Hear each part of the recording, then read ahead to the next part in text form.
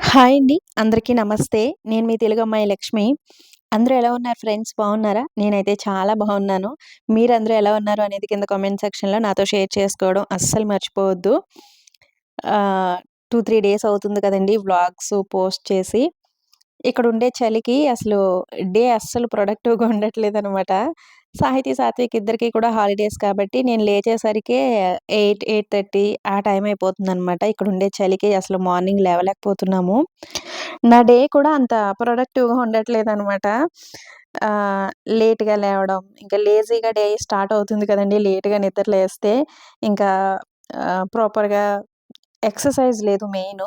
నాకు మార్నింగ్ టైమ్‌లో ఒక హాఫ్ ఎన్ అవర్, 1 అవర్ అయినా సరే వాకింగ్ చేస్తే నాకు బావుంటుంది. ఇప్పుడు మార్నింగ్ ఎండ రావట్లేదనమాట. ఎండొచ్చేసరికి 11:30, 12 ఆ టైం అయిపోతుంది. ఇంకా లేట్‌గా లేవడం, ఏదో ఒక బ్రేక్‌ఫాస్ట్ చేసుకోవడం, తొందరగా కుకింగ్ కంప్లీట్ చేసేసి రూమ్‌లోకి వెళ్ళిపోయి హీటర్ పెట్టుకొని కూర్చోవడం. అలా ఉంటుందనమాట. డే మొత్తం కొంచెం లేజీగా ఉంటుంది. సో, వీడియోస్ అవి షూట్ చేయలేకపోతున్నాను. అందుకని వీడియోస్ కూడా అప్‌లోడ్ చేయట్లేదు. ఇంకిక్కడ నేను ఫ్రెష్ అయిపోయి కిచెన్‌లోకైతే వచ్చేసాను. ఈరోజు మార్నింగ్ బ్రేక్‌ఫాస్ట్‌లోకి ఇడ్లీ వేస్తున్నానండి. 1 ½ మంత్ అవుతుందనుకుంటా మేము నేను ఇంట్లో ఇడ్లీ ప్రిపేర్ చేసి. ఎందుకంటే ఇక్కడ ఇడ్లీ బ్యాటర్ చూసారు కదండీ! నిన్న ఆఫ్టర్‌నూన్ రుబ్బాను. అస్సలు ఫర్మెంట్ అవ్వలేదండి. రుబ్బిన పిండి రుబ్బినట్టే ఉంది. ఈరోజు మొత్తం బయట పెట్టేసినా గూడా అది ఫర్మెంట్ అవ్వదు. ఇక్కడుండే చలికి ఇంకా పిండి పులవదనమాట. పులవకపోతే మనకి ఇడ్లీ కొంచెం చప్పగా ఉన్నట్టు అలా ఉంటుంది కదండీ! పిండి పులిస్తేనే మనకి ఇడ్లీ అయినా, దోస అయినా సరే బావుంటాయి. బట్ ఇంక పిల్లలు ఇడ్లీ అని కలవరించేస్తున్నారనమాట. ఇంక అందుకని సో, పులవకపోయినా పర్వాలేదులే అన్నట్టు ఇంక ఈరోజైతే ఇడ్లీ ప్రిపేర్ చేస్తున్నాను. చాలా టిప్స్ అంటే మనకి యూట్యూబ్‌లో పిండి ఫర్మెంట్ అవ్వడం కోసం టిప్స్ ఉంటాయి కదండీ! చాలా టిప్స్ ట్రై చేశాను. అసలు ఏ టిప్స్ వర్క్ అవ్వట్లేదనమాట ఫర్మెంట్ అవ్వడానికి పిండి. ఒక టిప్ మాత్రం వర్క్ అవుతూ ఉంటుంది. అదేంటంటే ఎండ మంచిగా వచ్చినప్పుడు ఇది తీసుకెళ్ళి ఎండలో పెడుతూ ఉంటానండి. మూత పెట్టేసి అది ఆహ్, ఎండలో పెడితే మాత్రం కొంచెం ఫర్మెంట్ అవుతుంది. అలాగే మేము రూమ్ హీటర్ పెట్టుకుంటాం గదా! నైటు.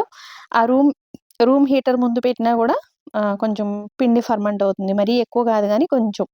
సో, అలా చేస్తూ ఉంటాననమాట. ప్రెజెంట్ ఇక్కడ 6 డిగ్రీస్ ఉందండి. సో, నైటు 5, 6 డిగ్రీస్ ఉంటుంది.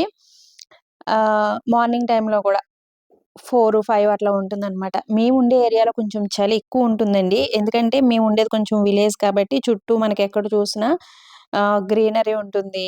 ఆహ్, పొలాలు అలాగే ఎక్కువ చెట్లు, మొక్కలు ఇవన్నీ ఎక్కువుంటాయనమాట. మేముండే ఏరియాలో, మేముండే సరౌండింగ్స్ అంతా కూడా. అందుకని ఇక్కడ కొంచెం చలి మిగిలిన చోట్ల కంటే కూడా కొంచెం ఎక్కువుంటుంది. సో, నైటు 5 డిగ్రీస్ అట్లా ఉంటుందనమాట. మామూలు చలి కాదండి అసలు. రూమ్ హీటర్ కూడా పని చేయట్లేదు. సో, అంత చలైతే ఉంటుంది. నాకు ఇంక ఈ చలికి ఆహ్, చెవిలో నుంచి గుయ్యుమని సౌండ్సు, హెడేకు. ఆ హెడేక్ ఏంటంటే నేను ఇంకా తప్పక టాబ్లెట్ కూడా వేసుకుంటున్నాను. టాబ్లెట్ వేసుకున్నా కూడా ఆ తలదిమ్ము, తలపోటు అనేది తగ్గట్లేదండి. సో, వింటర్‌లో ఈ చలిగాలికి వీటికి సో, అట్లా ఉంటుందనమాట. సో, అందుకనే నేను వీడియోస్ కూడా షూట్ చేయలేకపోతున్నాను. ఉండిపోయానే కూర్చుంటాను. ఇప్పుడు టైము 10:00 అవుతుందండి. సో, ఇప్పుడిప్పుడు కొంచెం ఎండొస్తుందనమాట. ఎండొచ్చినా సరే సో, బయట మాత్రం లైట్‌గా చలిగాలి వేస్తుంది. ఎండొచ్చింది కదా! పైకి వెళ్లి కూర్చుందాం అని అనుకుంటే ఇంకా చలిగాలి ఎక్కువేస్తుందనమాట. ఆ చలిగాలికే పిల్లలకి గానీ, పెద్దవాళ్ళకి గానీ చెవిపోట్లు, హెడేకు ఇవన్నీ కూడా స్టార్ట్ అవుతాయి. ఇక్కడ వింటర్ కష్టాలెలా ఉంటాయంటే ఇడ్లీ, దోస. మనం ఎక్కువగా సౌత్ ఇండియన్స్ ఎక్కువగా ఇష్టపడే బ్రేక్‌ఫాస్ట్ ఇడ్లీ, దోసే కదండీ! అవి 2 ఎక్కువగా వింటర్‌లో ప్రిపేర్ చేసుకోవడానికి ఉండదనమాట. చేసుకున్నా గూడా ఎంతో టేస్ట్‌లెస్ అంటే పిండి పులవదు కాబట్టి టేస్ట్‌లెస్‌గా ఉన్నట్టు ఉంటాయి. అలాగే పెరుగు తోడుకోదండి. అసలు ఎన్ని టిప్స్ ట్రై చేసినా పెరుగు మాత్రం తోడుకోదు. పెరుగు కూడా ఇంక వింటర్‌లో వేసుకోము మేము. ఎక్కువ వాడము. ఇంకేంటంటే ఈ వింటర్ చలికి అసలు ఎంత వేడి నీళ్ళు వేసుకుంటున్నామో ఒంటి మీద తెలీదనమాట. స్నానం చేయడానికి గానీ, హెడ్ బాత్‌కి గానీ వేడి వేడి వాటరు యూజ్ చేస్తాం కదండీ! అందుకని వింటర్‌లో హెయిర్ ఫాల్ నాకైతే చాలా ఎక్కువుంటుందండి. ఇలా పట్టుకుంటే జుట్టు ఊడిపోతూ ఉంటుందనమాట. మా సాహితమ్మకి కూడా ఈసారి హెయిర్ ఫాల్ చాలా ఎక్కువుంది. ఎందుకంటే ఆహ్ ఎక్కువ హీట్ వాటర్ వేసేసుకుంటాము. అలాగే స్కిన్, హెయిర్ బాగా డ్రై అయిపోయి డాండ్రఫ్ కూడా ఎక్కువుంటుంది గాబట్టి, వింటర్‌లో విపరీతమైన హెయిర్ ఫాల్ ఉంటుందండి నాకైతే. చాలా హెయిర్ లాస్ ఉంటదనమాట. అలాగే స్కిన్ కూడా చాలా ఎక్కువ డ్రై అయిపోతూ ఉంటుంది. మేమిక్కడ పెద్ద పెద్ద మాయిశ్చరైజర్ బాటిల్స్ అమ్ముతూ ఉంటారనమాట బయట. ఫ్రూట్ మాయిశ్చరైజరు పెద్ద బాటిలయితే తీసేసుకుంటాననమాట వింటర్‌లో.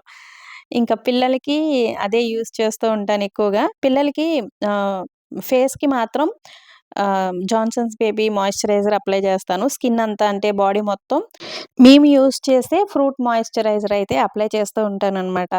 అదింకా ఒక 2 అవర్స్‌కొకసారి అట్లా అప్లై చేసుకుంటూనే ఉండాలండి. స్కిన్ అయితే విపరీతంగా డ్రై అయిపోతూ ఉంటుంది. ఇంకిక్కడ మా పిల్లలు ఆటలాడి దెబ్బలు తగిలించుకున్నారు. అవన్నీ చూపిస్తున్నారనమాట. ఇప్పుడు హాలిడేస్ కదండీ! ఇంకా తెగ ఆటలాడేస్తున్నారండి పిల్లలందరికీ కూడా. కాలనీలో పిల్లలందరికీ హాలిడేసు. ఇంకా మార్నింగ్ లేవడం, తినడం, రెడీ అయిపోవడం, కిందకి వెళ్ళిపోవడం. మళ్ళీ భోజనం టైం వరకు రావట్లేదండి. లంచ్ టైంకి రావడం, తినేయడం, మళ్ళీ కిందకి వెళ్ళిపోవడం, ఆటలాడుకోవడం. నేను కూడా ఇంకా ఫ్రీగా వదిలేస్తున్నానులెండి. హాలిడేస్ కాబట్టి ఆహ్, ఆడుకుంటున్నారు, ఎంజాయ్ చేస్తున్నారు. ఇంకా స్కూల్స్ రీఓపెన్ చేస్తే మళ్ళీ ఈ విధంగా వాళ్ళు ఎంజాయ్ చేయడానికి కూడా ఉండదు కదా!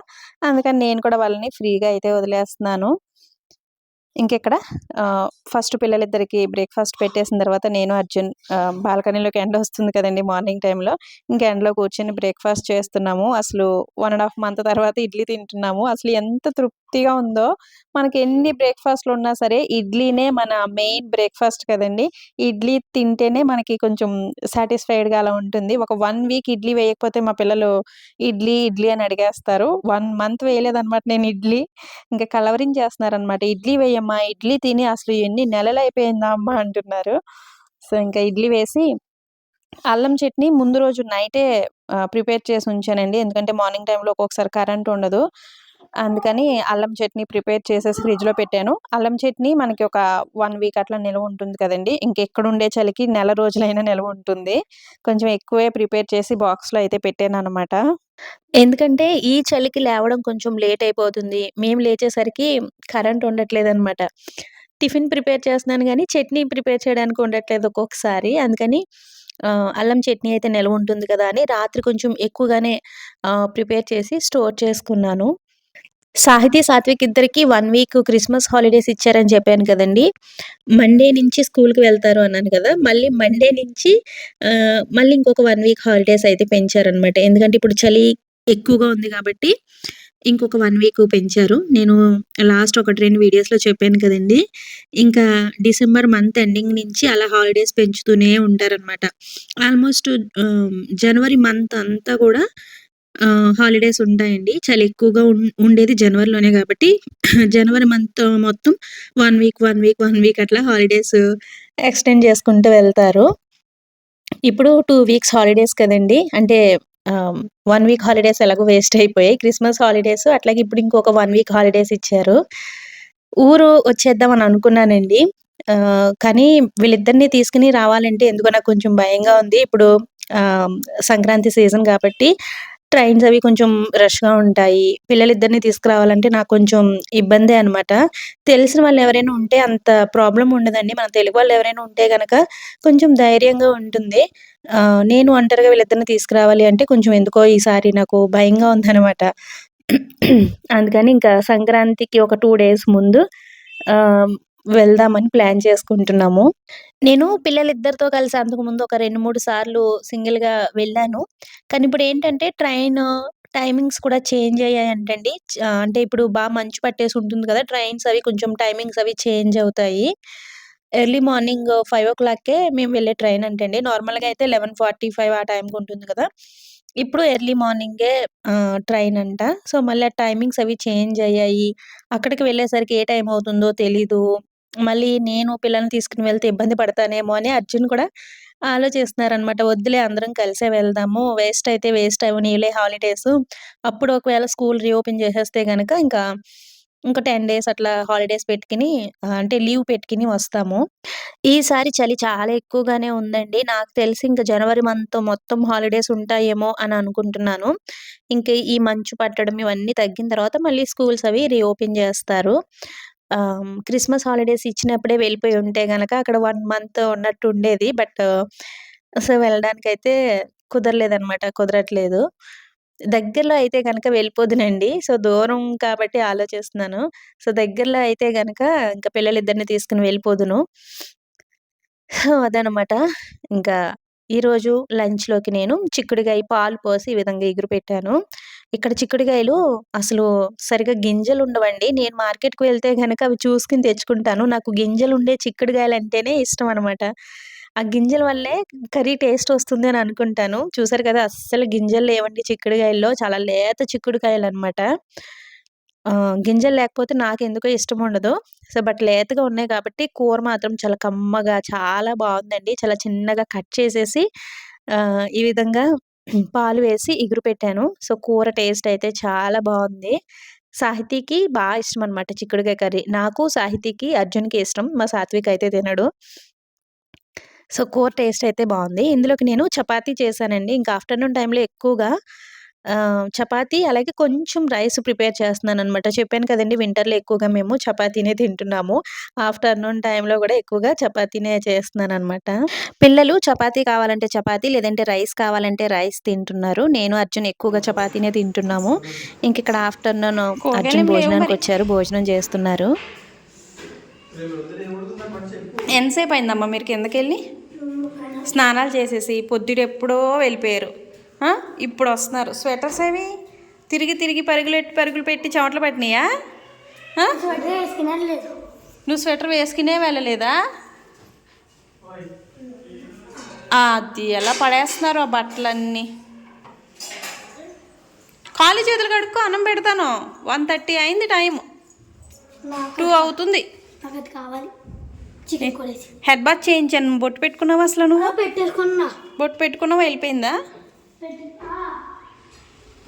కాళ్ళు చేతులు కడుక్కోండి అమ్మా.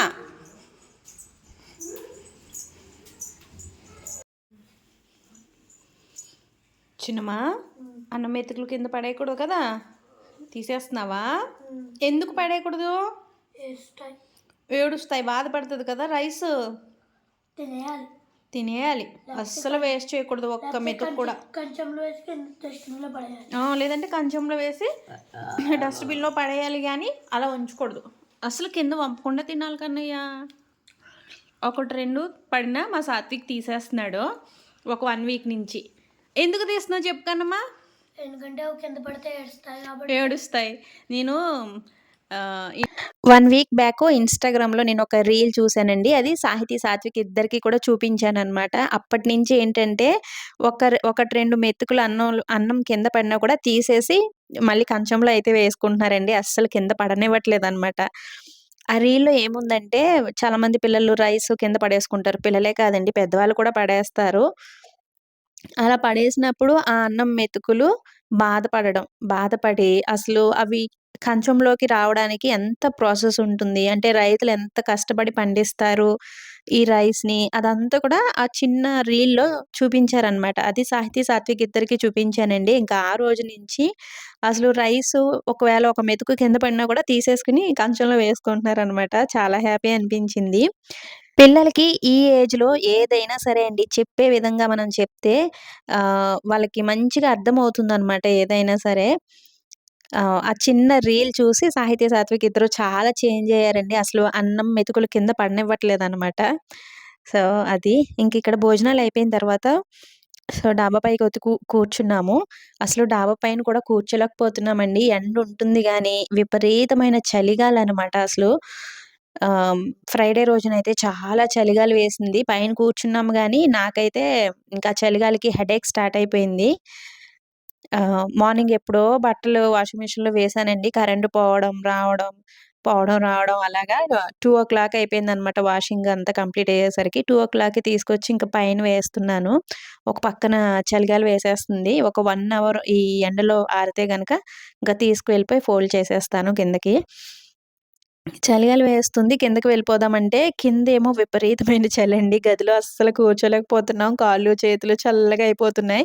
పైన కూర్చుంటేనేమో చలిగాలనమాట. ఇంకా అలా కొంతసేపు ఒక 1 అవర్ అలాగే కూర్చున్నామనమాట ఎండలో. కూర్చుని ఇక్కడ వేరుశనగ గుళ్ళు ఒలుస్తున్నామండి. ఇప్పుడు ఇక్కడ వేరుశెనగ పంట చేతికొచ్చే టైం అనమాట. మనకి మార్కెట్‌లో ఎక్కడ చూసినా వేరుశెనగ ఆహ్, కుప్పల్లాగా పోసేసి అమ్ముతారు. హోల్‌సేల్ రేట్లకే అమ్ముతూ ఉంటారనమాట ఇటు సైడ్ అంతా కూడా. మాకు ఎవ్రీ ఇయర్ ఎవరో ఒకళ్ళు ఇస్తారండి. ఈ వేరుశెనగ మూట అనేది ఇస్తూ ఉంటారనమాట. ఒక బస్తా అట్లా ఇస్తారు. అర్జును పైప్‌లైన్ వేస్తారు కదండీ! రైతుల పొలాల్లో నుంచి అట్లా వేసుకుంటూ వెళ్తారు గదా! ఆ రైతులు అవి కొంచెం పరిచయం ఉంటారనమాట. వాళ్ళు ఆహ్, ఇస్తూ ఉంటారు ఈ వేరుశెనగ. అవి ఒలిచేసి ఒక 10 కేజీస్ అలా అయితే గనక వేరుశనగ ఆయిల్ ఆడించుకుంటామండి. ఇక్కడ మిల్లులుంటాయన్నమాట. ఆడిస్తారు. మనం 10 కేజీలిస్తే 5 కేజీల ఆయిలొస్తుందనుకుంటా. 5 కేజీల కంటే ఇంకా తక్కువే వస్తుంది. లాస్ట్ ఇయర్ కాదు గానీ, అంతకు ముందు ఇయర్ అలా చేశామనమాట. అవి అన్నీ ఒలిచేసి వేరుశనగ ఆయిల్, ఒరిజినల్ ఆయిలయితే ఆడించుకున్నామండి. లాస్ట్ ఇయర్ అమ్మ, అత్తయ్య గారు ఇక్కడే ఉన్నారు కదా! వాళ్ళే ఒలిచారు. వాళ్ళే కొన్ని కొన్ని తీసుకువెళ్లారనమాట. ఊరు తీసుకువెళ్లారు. కొన్ని నేనుంచుకున్నాను. ఇంకా ఈ ఇయర్ కూడా ఇచ్చారనమాట ఎవరో వేరుశనగ. అవన్నీ కూడా టైమున్నప్పుడు అట్లా డాబా పైన అవి కూర్చుని ఒలుస్తున్నాము ఎండలో కూర్చుని. ఈసారి కూడా కొంచెం ఎక్కువైతే గనక ఆయిల్ ఆడించుకుందాం అని అనుకుంటున్నాను. చూడాలి. నేనెక్కువగా పల్లీ చట్నీ ప్రిపేర్ చేస్తానండి. ఎప్పటికప్పుడు ఒలిచినవి ఒలిచినట్టు చట్నీలకవి వాడేస్తున్నాననమాట. అవి ఫ్రై చేసేసి ఆఫ్టర్‌నూన్ టైమ్‌లో తినడం అట్లా కూడా చేస్తున్నాము. ఎక్కువైతే గనక ఆయిల్ ఆడించుకోవాలి. ఇంకా పైన చూసారు కదండీ గాలెలా వేస్తుందో. చలిగాలి మాత్రం చాలా ఎక్కువుందనమాట. సో, తొందరగానే కిందకైతే వెళ్ళిపోయాము. నైట్ అయ్యేసరికి చలి విపరీతంగా ఉంటుందండి.